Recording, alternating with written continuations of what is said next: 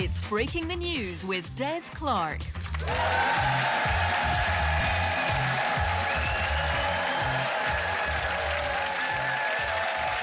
I am Des Clark and this is Breaking the News, the show that breaks the week's news and asks four opinionated panellists to put it back together again. And once again, we are coming to you from the heart of the Glasgow International Comedy Festival.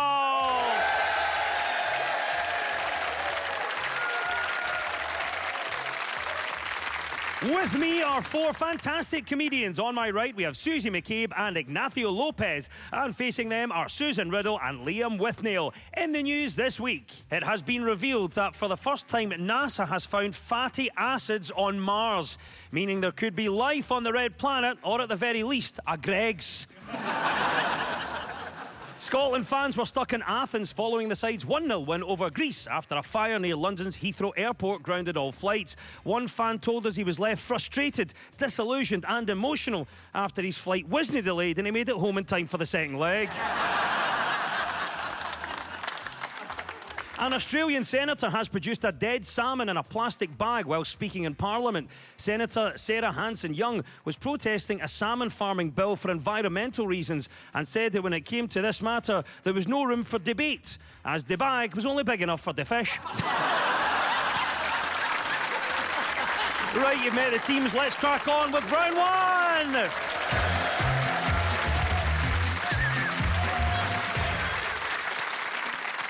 This is the Broken News round, where the teams have to guess two major stories of the week that have been mashed together into one single news headline. So, Susie and Ignacio, can you tell me what this is all about? Sir Keir Starmer says the UK government takes full responsibility for the security breach in which Rachel Reeves was added to a messaging group discussing planned attacks on working people. The Defence Secretary, John Healey, described what happened as sloppy and incompetent. There were two stories in there, Susie. What do you think the first one was? The first one is the war plans, isn't it? The American war plans that went out on Signal. This week it was revealed that US journalist Jeffrey Goldberg was accidentally added to a group chat full of high-ranking military officials as they planned military strikes on Yemen. US National Security Advisor Mike Waltz has taken full responsibility, while President Donald Trump downplayed the event, saying it was a glitch and that no classified material was shared. This is the biggest White House security breach since January, when a convicted felon made his way into the building and became president.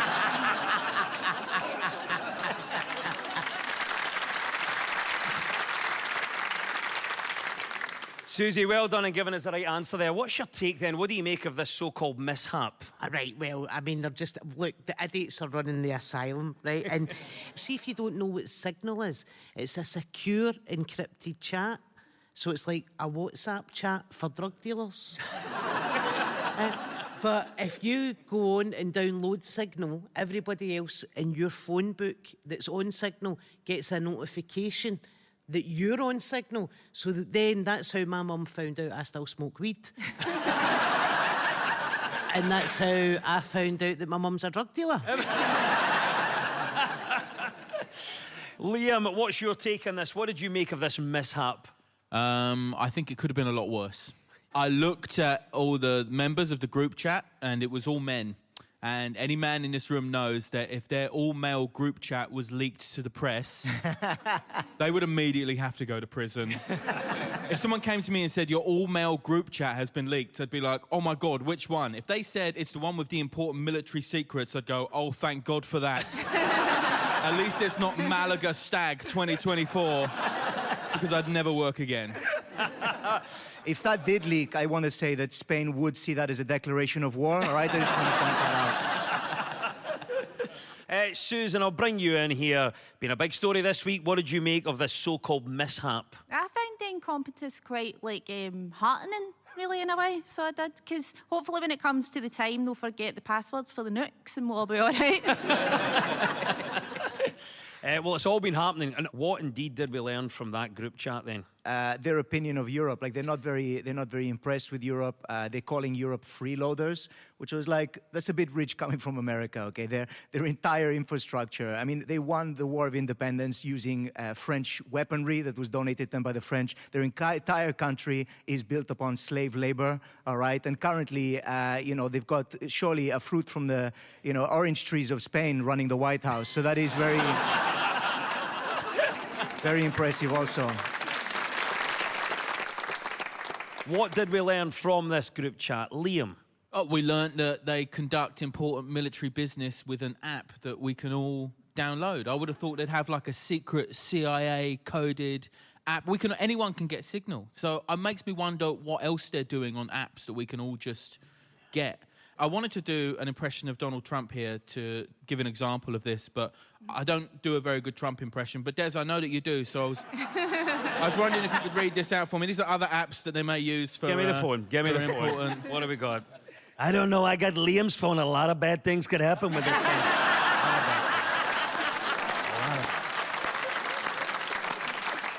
I've just had a message from Malaga Stag Dude 2024. We've got all the apps, all the best apps. We're discussing election strategy on Snapchat. Snap my chat. We're booking Air Force One using Skyscanner. It's a very good app. Fly everywhere. And we're gonna build a beautiful wall, using Little Candy's Candy Crush. Little Candies. Little Candy has just messaged your group chat as well there. Little Candy.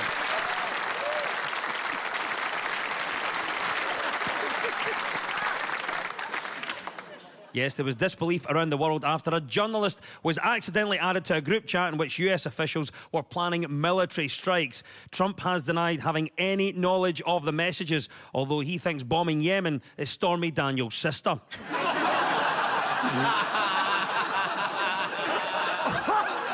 That's good stuff. Over to you now, Susan and Liam. What was the other story we were after? Rachel Reeves' budget has come out this week, and it's made a lot of people, myself included, very mad. Yes, this week, Chancellor Rachel Reeves delivered her spring statement in which she announced final adjustments to benefits changes unveiled last week and boosted defence spending. The spring statement is, of course, very different to the summer statement, which Keir Starmer delivers in sunglasses with his top off. What an image. So, Liam, I think I know where you're going to go with this, but what are your initial thoughts on the spring statement? This budget attacks people living with disabilities across the country. It's affecting their benefits. I have a chronic illness. It's called ulcerative colitis. I live with it. It's characterised by flare-ups, which means sometimes I'm ill, sometimes I'm not. When I'm ill, every time I get ill, I have to make a decision. Can I afford to be ill? Now, stuff like adult disability and PIP help people with chronic illnesses and disabilities, give them a little bit of leeway so they can afford just to have a normal life. Now, the reason the economy's bad and olive oil is 15 quid is not because your disabled neighbour is getting 70 quid to help them get to the hospital and back once a week. It's because, once again, this government, just like the last one, if you can tell the difference between the two, are giving free passes to massive corporations on taxes. There is always money for bombs, and they should all be ashamed of themselves, and that's all I have to say.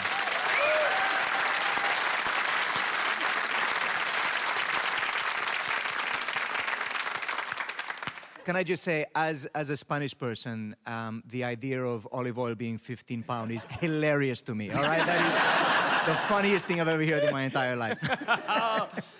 Susan, what about you? What are your thoughts then on the spring statement?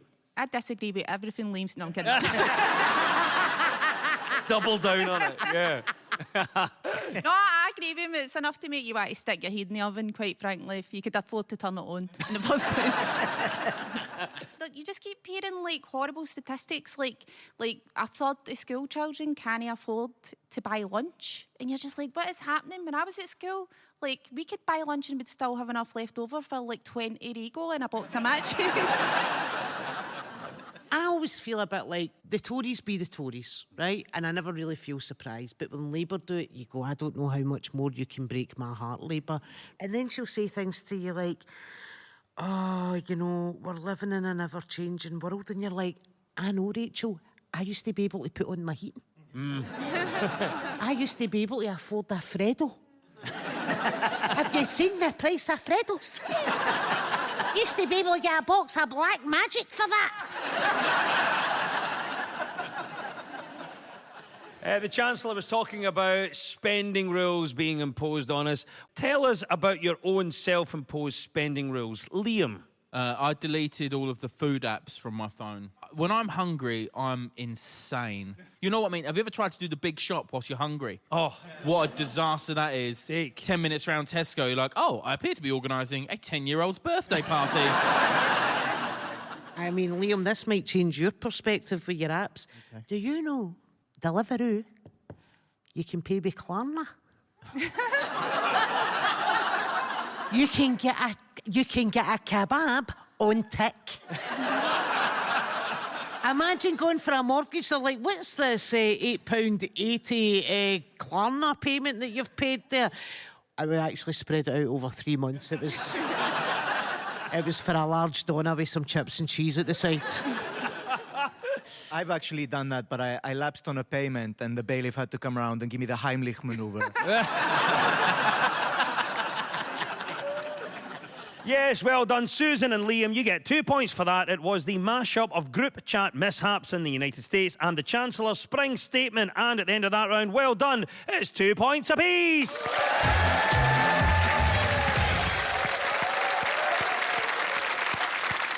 Now, much of our news is about public opinion, so to find out what stories people are talking about, we spoke to two friends of the show, comedy actor and writer Arabella Weir and Herald columnist Brian Taylor. So first, what do you think Arabella is on about here?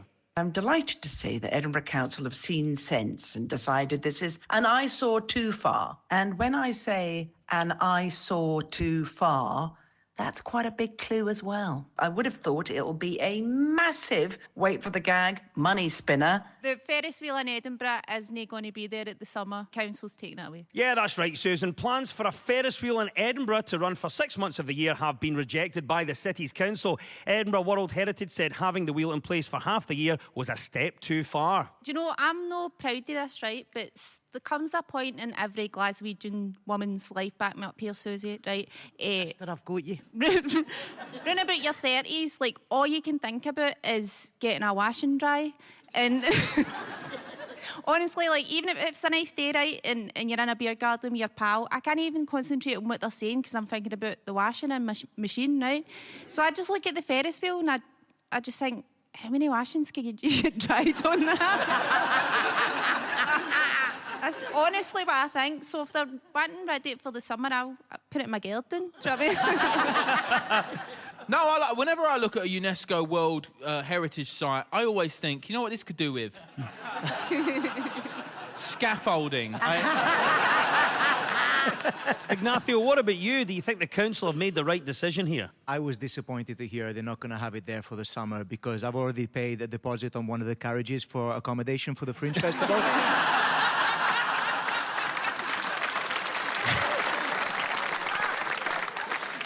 Susie, what are you thinking then? It's a big call from the council. Do you think they made the right decision? The excuse for rejecting the application is that they felt it would have gentrified the gardens. Wee bit late there, Edinburgh. You've got a clock made of flowers. Also, you call them gardens. It's a park. And then you've got a fountain that still works, not a hint of fairy liquid in it. And your squirrels have got monocles. I would say that's a gentrified park. The stats do support it. More than 185,000 people have a ride in Princess Street Gardens every year.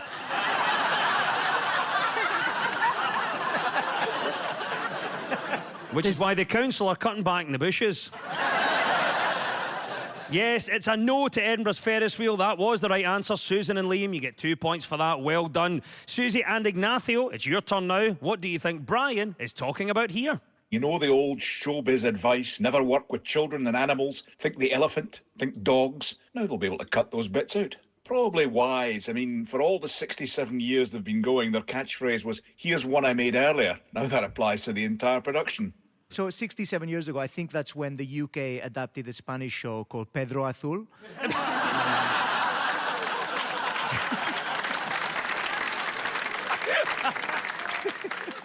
He's talking about this stopping live broadcasts of Blue Peter. That's the right answer. Well done, Ignacio. Yes, Blue Peter is to lose its live show and move to fully pre-recorded episodes after 67 years. In response to the decision, ex-presenter Janet Ellis said the show will lose some of its magic. I'm going to go out on a limb here, right? And I'm going to guess that the audience figures for Blue Peter are not what they once were.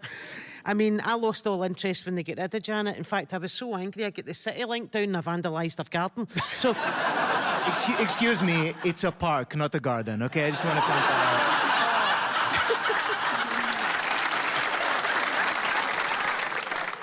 that out. Well, obviously, Blue Peter no longer being live, but it is probably the most iconic kids' TV show ever in this country. Ignacio, what was the best thing about kids' TV when you were young? My favorite kid show when I was younger was a show you might all know. It's called Hombre Murciélago. Okay, Hombre Murciélago. No, Hombre Murciélago. It's great. No, oh, sorry, Batman. You call him Batman, I think. And the thing I loved about that show, I loved it so much. I used to imitate the character when I was a kid, right? I'd tie a blanket around my neck, rush up to the balcony. My grandparents would panic, thinking I was going to jump off. I was like, no, I'm surveying the city for criminals, all right? And it's actually really easy to spot the criminals in Mallorca. They're all British.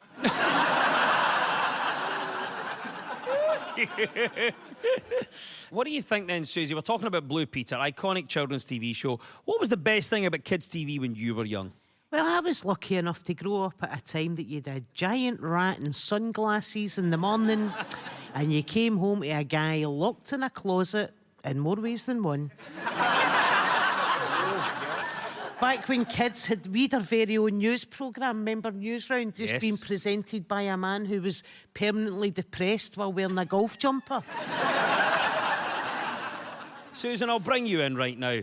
What's the best thing about kids' TV when you were young? Me and my pals were just talking about who we had a cartoon crush on when we were younger. I'll let you all have a wee think about who yours are. But mine was Robin Hood, the wee fox. Because he's quite... he's all right. Keep going. Just like, but he's like, I liked his attitude as well. You know, like stealing for the rich and like giving to the poor and all that. I feel like he radicalised me actually. I think he's the reason that I now try to put through like a rotisserie chicken as a banana when I'm at the self-checkout. Oh dear, he's getting the blame for that, isn't he? Right. Liam, what about yourself? We're talking about probably the most iconic kids' TV show in Blue Peter, but what was the best thing about kids' TV when you were young? I loved SMTV Live, right? Shut up. I used to love it. I used to love it. I used to love the presenters on it, Ant and Dec and Kat Deely, Tess Daly, Stephen Mulhern and Des Clark as well. No, I'm not having this. I actually really remember when you started hosting it very well because coincidentally it was the same time my mum took a real interest in SMTV Live. I come home from football, I'm like, why are you watching this? You say, none of your business, go to your room. Yes, many Blue Peter episodes showed viewers how to turn ordinary household objects into something else. Like that time Richard Bacon turned a rolled-up tenner into a P45. Yes, a fond farewell to Blue Peter's live shows is the right answer, and 2 points goes to Susie and Ignacio.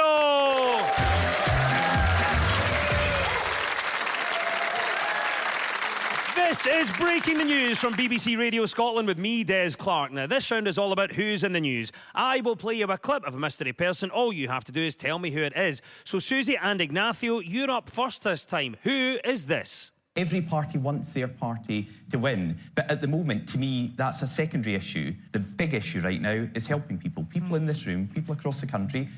Former Scottish Conservative leader Douglas Ross. Well done, yes, Susie, that's the right answer. Former Scottish Conservative leader Douglas Ross is to stand down as an MSP at next year's Holyrood election. The Highlands and Islands MSP confirmed that he would seek to return to the UK Parliament, where he previously served as MP for Murray. Susie, are you sad to see him go? I'm not as sad to see him go as I'm surprised to find out he was still there. Do you remember when Boris Johnson got his name wrong? Yes. Remember that? Right, so he was Douglas Ross from Murrayshire and he called him Murray Ross from Douglas. Obviously, Douglas Ross is going from his position as an MSP. But what about you, Susan? Tell us about a time when you resigned from something. I've resigned for everything I've ever done. No, honestly, because I feel like I get confused when I'm trying to pick a career. Like when I left school, I became a beauty therapist because I liked getting my nails done. And then I left beauty therapy to become a waitress because I liked food. And then I tried to be a comedian because I like laughing. See where I'm going wrong here? What I should have done, Des, I should have went and got my nails done, went for a nice meal and came and seen a show like everybody here. Susie, can you tell us about a time when you resigned from something? No. I've never resigned from anything in my life, but I've been escorted out a few buildings, Des. You've been forcibly resigned. Aye, forcibly resigned, aye. And also, that's happened to me at airports, train stations, and the megabus. So... Liam, what about Douglas Ross then? Obviously, he's resigning, but what about you? Tell us about a time, Liam, when you've resigned from something. Well, I've never resigned. I was asked to resign once, which I think means you get sacked, but they were very polite about it. I was resigned from my part-time job at Homebase because I didn't stop a shoplifter. But to my credit, it was the most incredible bit of shoplifting I've ever seen. I'll tell you what happened. A man walked into Homebase. He picked up a plunger. He went to customer services and he said, I would like to return this plunger. Customer services said, do you have a receipt? He said, no. And then they said, you cannot return the plunger. And then he walked out holding the plunger. Isn't that incredible? Of course I didn't stop him. This is the Lionel Messi of shoplifting. I can't stop a master at work. Yes, well done. 2 points go to Susie and Ignacio. That was, of course, Douglas Ross. All right, Susan and Liam, it's your turn now. Who is this and why are they in the news? You have a couple of options, which is get older or die. I'm a big believer in the idea that you can't try to look younger. You just have to try to look the best you can at the age you are and not worry about it. That is the voice of George Clooney, and he's just going on about how he's too old now to be a romantic lead in a film. That's the right answer. Well done, Susan. Yes, this week, George Clooney has said that he is putting romantic roles behind him as he is 63 years old, and in his words, he is not trying to compete with 25-year-old leading men. One of George Clooney's earliest roles was playing Doug Ross in ER. He said the role gave him an appreciation of how hard it was to juggle being an assistant referee with being an MSP. Oh, brilliant answer, Susan. Well done for getting that on the nose. Do you agree with George Clooney here, then? Aye, yuck, old people, disgusting. I'm only kidding, I'm going to get lynched when I get here. So George Clooney's come out then, Liam, and said that he's too old to play a romantic lead. Do you agree with him? No, I think it's sad to think that there's no romance in older people. I think there should be some more films that cater to sort of an elderly take on that. I'd like to see, like, you know, Titanic, but on a saga holiday, you know? or Dirty Dancing, but instead of like Latin American street dance, it's Zumba, you know?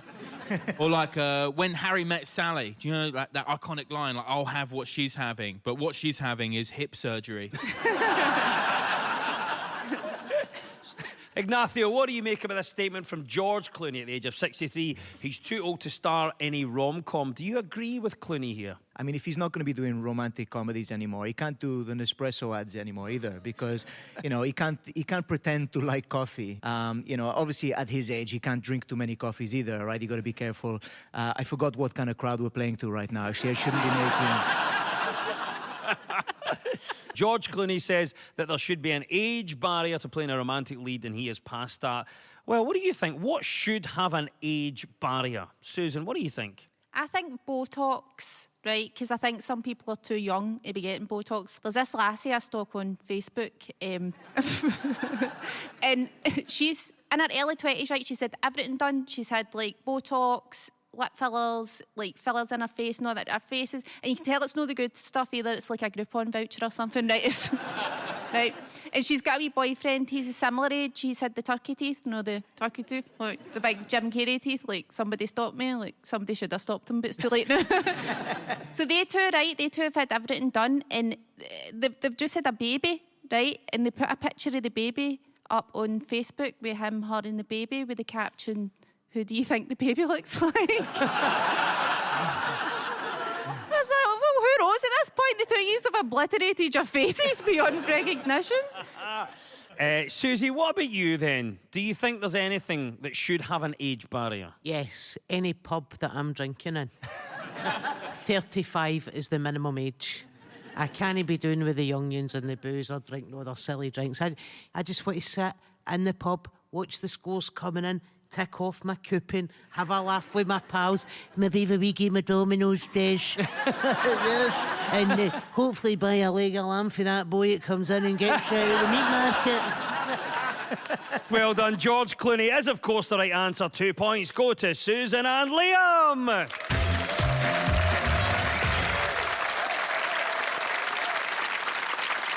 It's time now for our final quickfire round, which is all about deciphering the numbers in the news. I will read out a headline. All the teams have to do is fill in the blanks. So get ready, teams. When we run out of time, you'll hear this. He did what? Yes, that's Mark Bonner there, after being added to the US military group chats. Right, fingers on buzzers, teams, and here we go. 75% of Brits would never do what? Susan? That. 75% of Brits would never do what? Liam? Go skiing with Gwyneth Paltrow. 75% of Brits would never do what? Susie? Stay sober at the airport while going on holiday. 75% of Brits would never do what? Ignacio? You'd stay silent when somebody's dropped a pint in a pub. Hey! The answer we were looking for was 75% of Brits would never consider an open relationship. He did what? Oh, there's a klaxon. That means Mark has bonnered. And at the end of the quiz, our winners this week are Susie McCabe and Ignacio Lopez.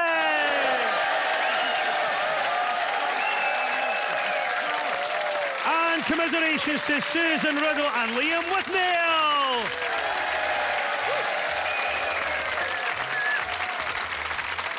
And we'll leave you with the breaking the news. Breaking news just in. The world's first case of bird flu in a single sheep has been found in a farm in Yorkshire, leading to questions about how the disease was contracted. Scientists have concluded the sheep may have swallowed the bird in order to catch the spider that wriggled and jiggled and tickled inside her. A police dog injured on duty in Aberdeen is returning to action. Not by choice, just because the Prime Minister cancels his disability benefit.